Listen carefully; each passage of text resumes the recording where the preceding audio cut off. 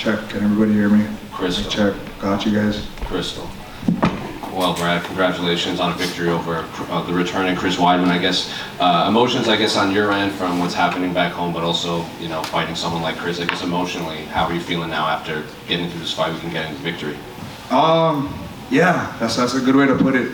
I was telling Chris after a fight, like, dude, the whole week we kept running into each other, and prior to this, we haven't really we've met before, but we've never really, talked and conversated and whatnot. And dude is such a nice guy. So literally before the fight, if you guys watch it back, I was in there and I was talking to myself because I had to make sure I got it out of my mind. Hey, this guy's here to hurt you. I gotta go out there and kill him. You know what I mean? I met his wife. His wife is from Hawaii, so there's already that connect. And then Chris is telling me, he's like, bro, I think my wife was saying that you guys are third cousins. I was like, I wouldn't doubt it. But yeah, everything, freaking UFC. They put on right before I walked out. They showed the promo to this shirt, and they showed the fires, and that was a little emotional for me, but had to keep it together. Unless you guys know people back home in Hawaii and are hearing it from ground zero, what the media is reporting is not even close to how bad it is. It's bad. The things they're finding. I just seen one this morning. I think he was I don't know how old, he was either in 8th grade or 8 years old, something like that. He must have been in 8th grade, but he was still last day of summer break or something, and he was home, and his mom had to find his body burnt next to their family dog. I couldn't imagine. So yeah, I was hoping that we'd get interviewed after, so I could just help keep passing the message, that the people of Lahaina and Maui are still in need. They're dealing with some crazy things. They're right now they're saying, oh, the confirmed total, and I understand.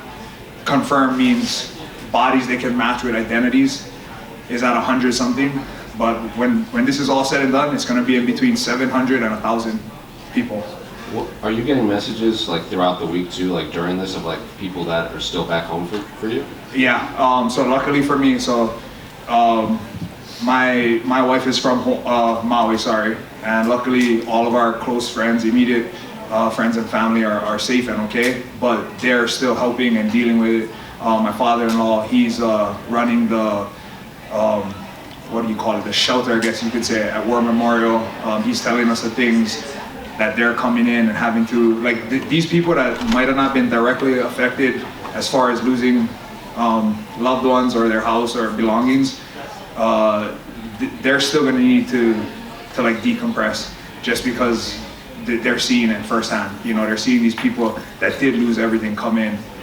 There's been already a few suicides. I think the last number I heard was 6, because they lost everything, they lost their family, so they took their own lives. It's bad. Is any part of you, you obviously want to monitor what's happening back there, but do you have to turn that off at some point, because it is fight week? And yes. So definitely I had to disconnect from kind of stay off of the social media feed, because everybody's just posting and posting and posting. So I kind of just stick to my thing, post my thing, kind of watch some funny stuff or whatever, to keep it light. Because the first few days I just had to stay off. I'll post whatever I wanted to post that day, and then it's too much. It's hard, and then you instantly relate to these people. I'm a father of 2, so anytime I hear, oh, this person lost their kids, the things that they're seeing, families, adults with their kids burnt to a crisp in a car. You know what I mean? Can you imagine that? It's crazy. It's like a war zone out there. This kind of stuff is not supposed to happen. Right. My condolences to you and your people. But back to taking it to the fight world. Yeah. What did it mean to get a win over Chris Weidman? Obviously a legend of the sport, a former champion. Yeah, huge for me. I didn't want to give him too much credit leading up to the fight. I didn't want to put some air in his sails more than it needed to be. But I told him right after. I was like, bro, I really look up to you. One of my favorite fighters, all-time favorite fighters, is Anderson Silva. And for him to dethrone Anderson, who I see as the GOAT of MMA, that says a lot about him. So I told him, I was like, bro, you're a living legend. I told his kids, I was like, hey, your pops is a living legend, you know, like he came up short tonight, but be proud of this man because of what he's accomplished. And dude, it was pissing me off, honestly. Like everybody, when I'll do interviews, not everybody, but a lot of the questions asked to me are like, oh, you know, he's coming off of this long layoff, he's older, he's this, he's that, he broke his leg. Like, bro, they're just writing the dude off. It's like, fuck, like he's, like you guys like, just treat him as if he's done. You know what I mean? And he showed tonight that he wasn't. Like I hit him with some crazy leg kicks. In the second round, I hit him with one and I told his corner, I said, hey, throw in the towel. Because I thought for sure, I seen his reaction and I thought for sure like one or two more of those, he was done. Like his leg is gonna be damaged. And he kept going, he switched stance, he made the adjustment. Like, dude, that impressed me. He made the adjustment to the southpaw. That kind of like threw things off for myself.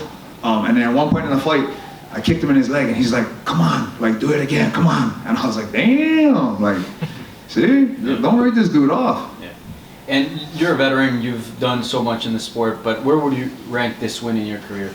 Oh, over a former champion. And again, like I just said, he dethroned the GOAT. So this is up there for me. Yeah. And this might be a little bit of a weird question. For us, like watching, whenever you were kicking his legs, we were all kind of like, you know, dancing a little bit because of, you know, the leg break that he had in his last fight. Wondering, you delivering them, do you go through that? I know that's your job, obviously, but like, it's kind of like a ruthless, no mercy. At the end of the day, I don't think he'll feel bad in the moment trying to break my leg, you know what I mean? And obviously that's not what I wanted to see happen, but that is the intent behind it. When I am kicking somebody, I like, it's bad intentions. I do want to hurt them. This is fighting, you know what I mean? Like this is not a team sport. This is not like, okay, yeah, don't hit you too hard. No, it's fighting. You're trying to hurt the other person. So 100%, like again, I love Chris. I have nothing but respect to him. I freaking hung out with like him and his kids at like the weigh-ins and stuff, got to know them a little bit. So yeah, it was definitely different. I've not had that experience really. But yeah, I was out there to hurt him. Lastly, what do you want next? I'm gonna go back with my team. Eric's sitting back there because I'm sure he has a note of all our next opponents. So we'll go back, enjoy this W, and then sit down and talk about what's next. Right, one more in the front right here. Yeah. Are you able to go back to Maui at all or Hawaii, or is it just too dangerous to go back there? No, you are. But at the same time, so we hadn't intended to go back to Maui after this fight. We had other plans. And then when all of this happened, obviously we feel bad, we want to help. So we kind of talked about it, but at the same time, it's like, if we are gonna go back, but without intention, like, then I feel like we're just kind of taking up space, you know? Unless we know that, okay, they need volunteers at War Memorial or wherever it is, handing out supplies or helping cook for people or whatever. And then the other thing that we forgot is that school just started, so my daughter's in school, so it's like, we can't just go back and miss a whole bunch of school. So I don't think right now we'll go back. If something comes up to where a family is in need or our family needs our help, like, you know, because like I said, they're there helping families still. So if something like that comes up, 100% we'll go back. Brad, right here. It seems silly to change topics, but No. to go to fighting. Just one question. During the pre-fight talk, Chris Weidman mentioned that he was very surprised that your fight was on the prelims. He was kind of upset about that. What was your thoughts on that? At the end of the day, I don't really let that stuff bother me. I believe it was because initially slated, we were going to be the fight before the co-main. You know, that's why they shot the countdown on us. Things change, people this, that, whatever. You know, that's on the UFC. To me, I don't care if we're the first fight or the last fight. Unless we're the main event getting that extra 25K, then it doesn't matter to me. Congratulations. Thank you.